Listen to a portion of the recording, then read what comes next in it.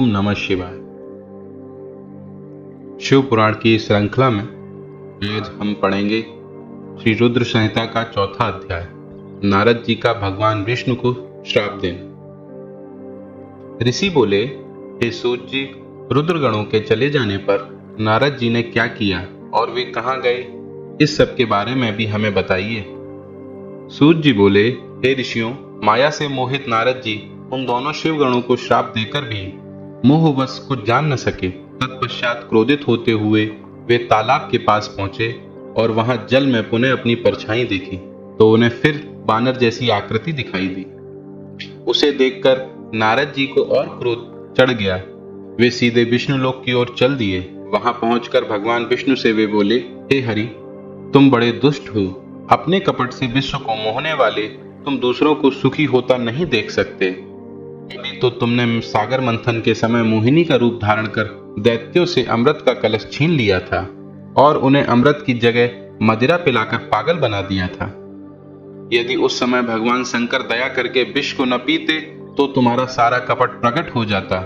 तुम्हें कपटपूर्ण चालें अधिक प्रिय हैं। भगवान महादेव जी ने ब्राह्मणों को सर्वोपरि बताया है। आज तुम्हें मैं ऐसी सीख दूंगा जिससे तुम फिर कभी कहीं भी ऐसा कार्य नहीं कर सकोगे। अब तक तुम्हारा किसी शक्तिशाली मनुष्य से पाला नहीं पड़ा है, इसलिए तुम निडर बने हुए हो, परंतु अब तुम्हें तुम्हारी करनी का फल पूरा मिलेगा। माया मोदित नारद जी क्रोध से खिन्न थे।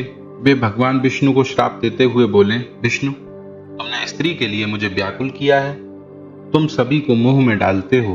तुमने राजा का रूप धारण करके मुझे छला था, इसीलिए मैं तुम्हें श्राप देता हूं कि तुम्हारे जिस रूप ने कपट पूर्वक मुझे छला है, तुम्हें वही रूप मिले। तुम राजा होगे और इसी तरह स्त्री का वियोग भोगोगे जिस तरह मैं भोग रहा हूं। तुमने जिन वानरों के समान मेरी आकृति बना दी है, वही वानर तुम्हारी सहायता करेंगे। तुम दूसरों की स्त्री वियोग का दुख देते हो, इसीलिए तुम्हें भी यही दुख भोगना पड़ेगा। तुम्हारी स्थिति अज्ञान से मोहित मनुष्य जैसी हो जाएगी। अज्ञान से मोहित नारद जी का श्राप भगवान विष्णु ने स्वीकार कर लिया। तत्पश्चात उन्होंने महालीला करने वाली मोहिनी माया को समाप्त कर दिया। माया के जाते ही नारद जी का खोया हुआ ज्ञान लौट आया और उनकी बुद्धि पहले की तरह हो गई। उनकी सारी व्याकुलता चली गई तथा मन में आश्चर्य उत्पन्न हो गया। यह सब जानकर नारद जी बहुत पछताने लगे और अपने को धिक्कारते हुए भगवान विष्णु के चरणों में गिर पड़े और उनसे क्षमा मांगने लगे। नारद जी कहने लगे कि मैंने अज्ञानवश होकर और माया के कारण आपको जो श्राप दे दिया है वह झूठा हो जाए। भगवान, मेरी बुद्धि खराब हो गई थी जो मैंने आपके लिए बुरे वचन अपनी जबान से निकाले। मैंने बहुत बड़ा पाप किया है प्रभु, मुझ पर कृपा कर मुझे ऐसा कोई उपाय बताइए जिससे मेरा सारा पाप नष्ट हो जाए। कृपया मुझे प्रायश्चित का तरीका बताइए। तब श्री विष्णु ने उन्हें उठाकर मधुर वाणी में कहा, हे महर्षि, आप दुखी न हो। आप मेरे श्रेष्ठ भक्त हैं, इसमें कोई संदेह नहीं है। नारद जी, आप चिंता मत कीजिए।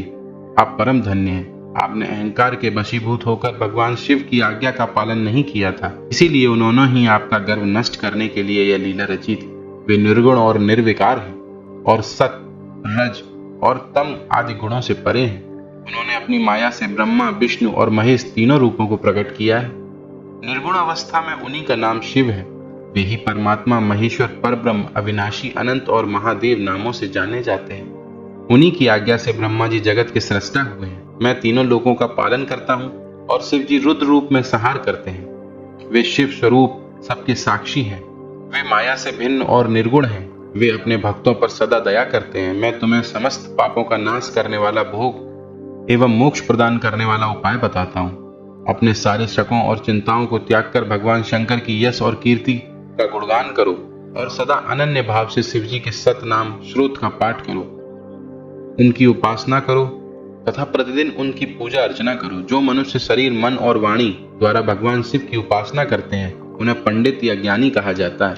जो मनुष्य शिव जी की भक्ति करते हैं उन्हें संसार रूपी भवसागर से तत्काल मुक्ति मिल जाती है। जो लोग पाप रूपी दावानल से पीड़ित हैं उन्हें शिव नाम रूपी अमृत का पान करना चाहिए।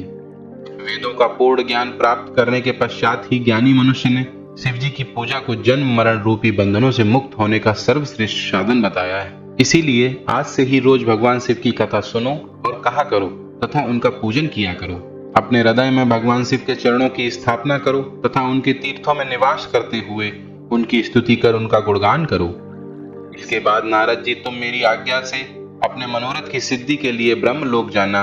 वहां अपने पिता ब्रह्मा जी की स्तुति करके उनसे शिव महिमा के बारे में पूछना।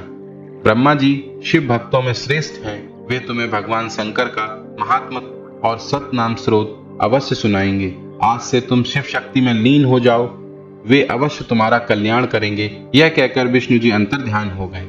इस तरह यह चौथा अध्याय समाप्त हुआ। हर हर महादेव।